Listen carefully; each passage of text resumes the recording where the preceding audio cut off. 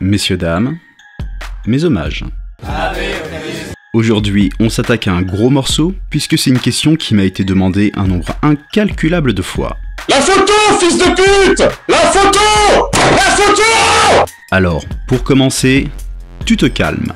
Et ensuite, oui, aujourd'hui, on va parler des photos sur Tinder. Don't smile. Smile.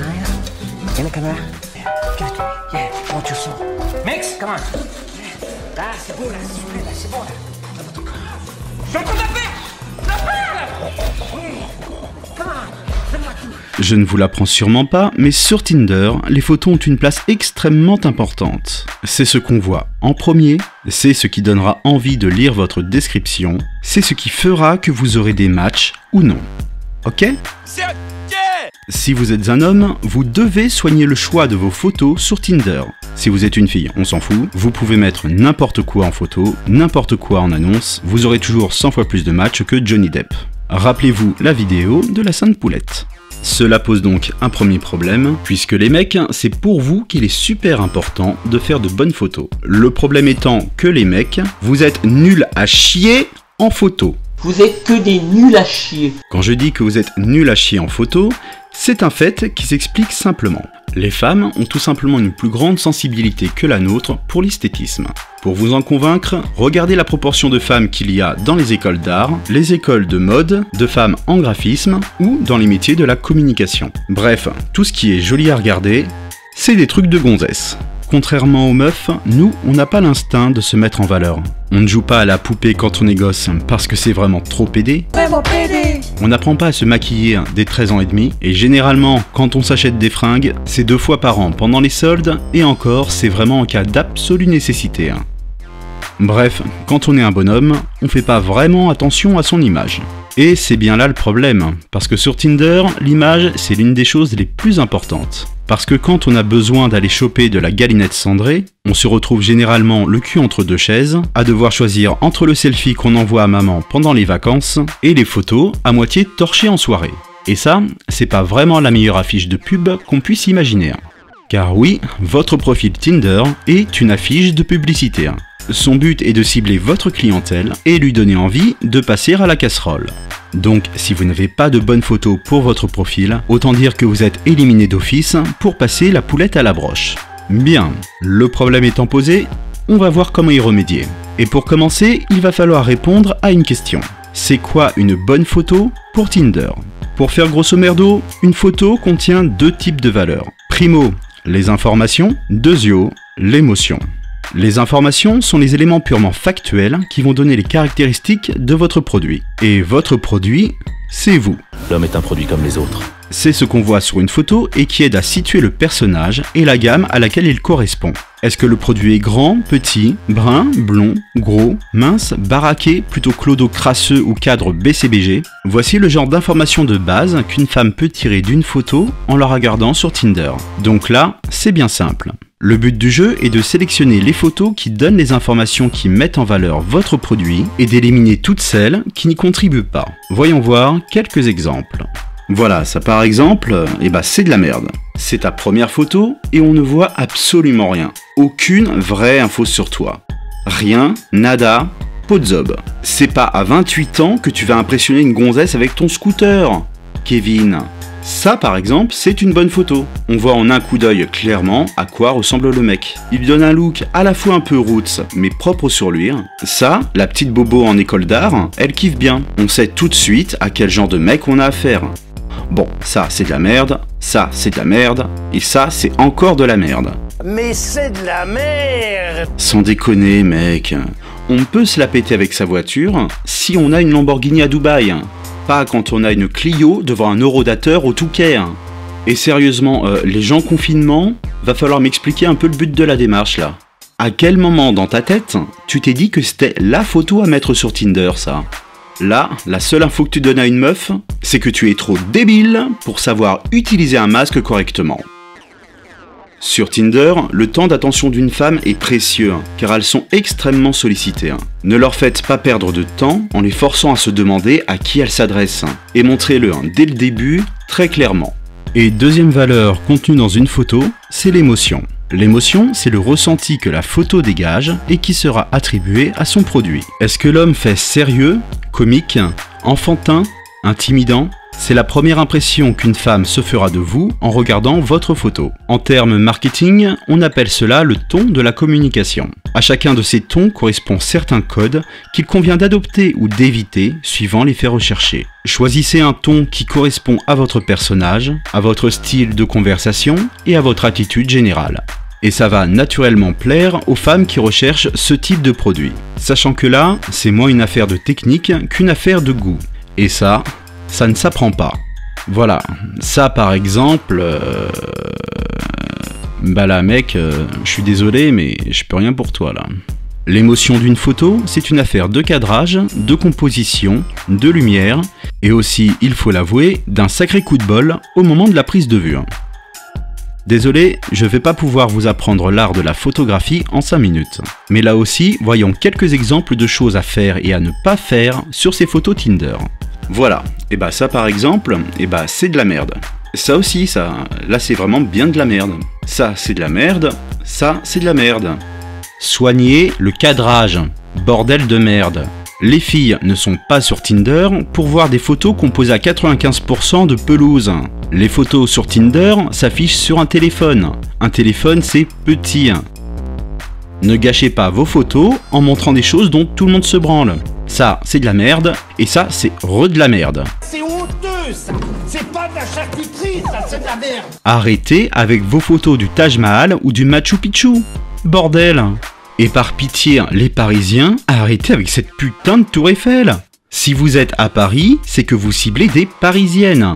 Les Parisiennes, savent ce que c'est la tour Eiffel. C'est bon, elles connaissent.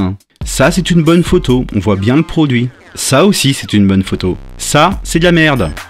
Bon. Eh bien, je crois qu'on a bien fait le tour. Maintenant qu'on a vu tous les problèmes les plus courants en photo, on va voir un peu quelles sont les solutions possibles. Comment on fait? Comment on fait? Comment on fait? Voici la question qu'on me pose habituellement le plus souvent. Mais Octavius, j'ai aucune bonne photo pour mon profil. Alors, qu'est-ce que je fais? Eh bah tu vas en faire, crétin. Et pour faire des bonnes photos, il n'y a pas 36 solutions. Non, en fait... il y en a 5. Voyons voir donc quelles sont les options pour se faire de bonnes photos. Solution numéro 1. Si vous voulez vous faire de bonnes photos, c'est d'aller chez le photographe. Et oui, les photographes, ça existe toujours. Et c'est justement à ça qu'ils servent.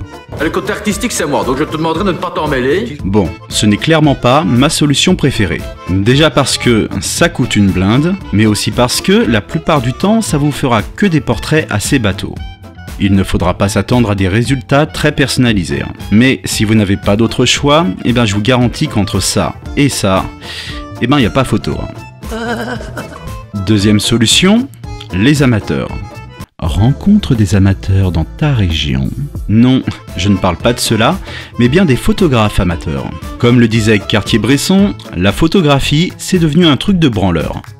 Et avec le nombre d'étudiants qui se jettent en école de photographie payés par papa-maman, parce qu'ils s'imaginent tous devenir le nouvel Andy Warhol, je peux t'assurer qu'ils ont la dalle à la fin du mois. Donc, avant qu'ils ne se reconvertissent en lettres modernes, en psycho, ou dans n'importe quelle autre filière d'avenir, tu peux les trouver généralement sur les sites de petites annonces. Fais juste attention à ne pas te planter de catégorie, sinon, il va t'arriver des bricoles. Je vais chercher le poney. Moyennant un petit billet, ces amateurs te feront généralement un assez bon taf. Et ça te coûtera moins cher qu'un professionnel qui s'emmerde dans son studio. Troisième solution, les potes. Tu peux organiser ça avec quelques potes lors d'une sortie, tu n'as qu'à en motiver un ou deux en leur disant que s'ils jouent le jeu, tu arrêteras de les saouler avec tes problèmes de gonzesse. Le problème, c'est qu'il faut à la fois que le pote en question soit pas trop teubé avec un appareil dans les mains, mais aussi que ça ne l'emmerde pas trop de rendre service à un bro durant une après-midi. Et si jamais tu te rends compte que tu n'as personne autour de toi pour jouer ce rôle-là, il est peut-être temps que tu te poses quelques questions sur tes choix de fréquentation. Tu as coqué avec quelqu'un d'autre ? Petite astuce néanmoins, si tu peux demander ça non pas à un pote mais à une pote, généralement elles sont un peu moins reloues à motiver, ça leur plaira plus qu'à un mec de jouer les apprentis photographes. Quatrième solution pour te faire des photos, et personnellement ma préférée, démerde yourself. Fais tes photos toi-même, tout simplement. Tu sauras bien mieux que les autres ce que tu veux rendre et comment faire des photos qui te représentent le mieux. Et là, je sens venir à nouveau le Jean constructif de service arriver. Mais Octavius, j'ai pas de bon appareil photo. Décidément, la vie, c'est compliqué. Et bah ça, c'est faux. C'est juste faux. Menteur, j'accuse. C'est faux. Tu as un bon appareil photo. Rappelle-toi, c'était à Noël 2012. Tonton Régis ne savait pas quoi t'offrir, donc il t'a acheté un petit Nikon Coolpix, un Canon PowerShot ou n'importe quelle autre de ces petites merdes. Tu l'as sorti 3 fois dans ta vie et tu n'as jamais lu le manuel, et ça fait des années qu'il traîne au fond de ton placard, au point que tu as oublié jusqu'à son existence. Mais tu as cet appareil. Tout le monde l'a. Et ça, c'est un excellent appareil photo. Bien meilleur que ce que tu peux avoir sur ton iPhone de bobo à la con. La photographie, c'est de la lumière. Et la lumière, c'est de l'optique. Et l'optique, sur un téléphone, eh bien on n'a juste pas la place d'en mettre. Pas besoin d'avoir un réflexe de ouf 4K dernière génération pour te chier de bonnes photos à mettre sur Tinder. N'importe quel appareil photo compact d'entrée de gamme te fera de meilleures photos que ton téléphone. Tout simplement parce que lui, il est essentiellement fait pour ça. Donc tu pars en spéléo le retrouver au fond de tes cartons, et tu vas enfin apprendre à t'en servir et trouver la putain de fonction retardateur qui t'évitera de prendre des selfies dégueulasses. Mais Octavius, j'y connais rien en photographie moi, je sais pas comment faire. Et là encore, tu me mens, jeune effronté, tu me mens. Bien sûr que si, tu sais prendre de bonnes photos, puisque tu as en ce moment même quelque chose entre les mains et qui s'appelle... Internet! Il y en a pour tout et pour n'importe quoi. Du logiciel de montage au logiciel de son jusqu'aux fonctions de votre caméra, vous pouvez tout apprendre gratuitement en regardant des vidéos sur YouTube, alors ne vous en privez surtout pas. Il y a tout concernant la photographie sur Internet. En quelques jours et avec un peu de pratique, tu peux parfaitement maîtriser les bases de la photographie. Et c'est quelque chose qui te sera toujours utile et pas seulement sur Tinder. On n'est jamais mieux servi que par soi-même. Et c'est pour ça que c'est la solution que je préfère. Mais c'est la solution la moins rapide et il faut bosser. À toi de voir combien vaut ton temps. Et 5e solution bonus pour faire de bonnes photos, Photoshop. Chut. Bien évidemment que tu te procureras légalement. Si ce logiciel a acquis au fil du temps une telle réputation, ce n'est pas pour rien. Arranger le cadrage, les couleurs et même s'arranger soi-même, il vous permet de manipuler les pixels à volonté pour faire de vous un produit plus attractif. N'hésitez pas à en user et en abuser pour améliorer vos photos prises par les méthodes précédemment citées.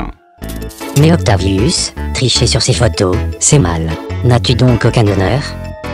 Aucun, fils de pute. Écoute-moi bien, grand Adair. Les femmes sont les reines du mensonge. Arranger la réalité pour être plus désirable, c'est devenu pour elles une seconde nature. Ne t'en fais pas qu'elles, quand elles viennent sur Tinder, elles passent un temps incroyable à sélectionner et à arranger leurs photos pour paraître plus séduisantes. Savoir si c'est bien ou mal, elles ne se posent même pas la question. S'inscrire sur Tinder, c'est s'asseoir à une table de poker avec des tricheurs professionnels. Ce n'est pas en la jouant réglo que tu vas remporter le pactole. Comme le dit le proverbe, en amour comme à la guerre, tous les coups sont permis. Maintenant, laisse-moi te montrer à quel point on peut bluffer sur une photo avec juste un peu de boulot.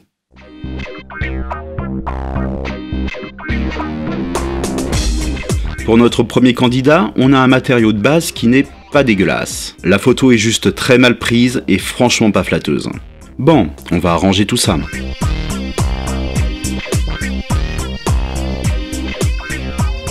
Sans déconner les mecs, arrêtez de vous prendre en photo juste devant vos chiottes quand même. Je vous jure, ça n'a aucune valeur ajoutée dans la séduction.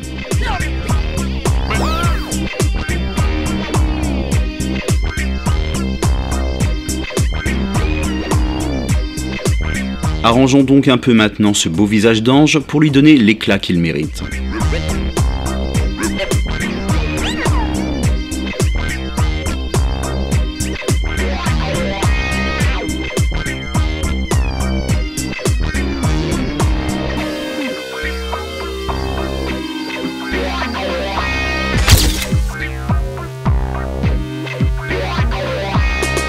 Deuxième candidat. La pose est sympa, mais là c'est le contre-jour qui nique tout.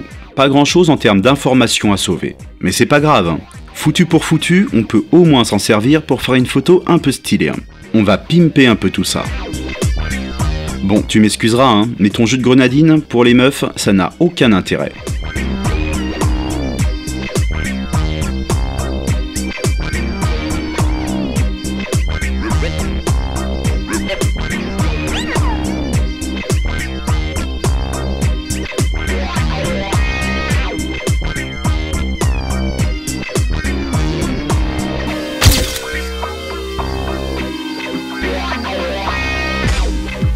Voilà, bluffant non?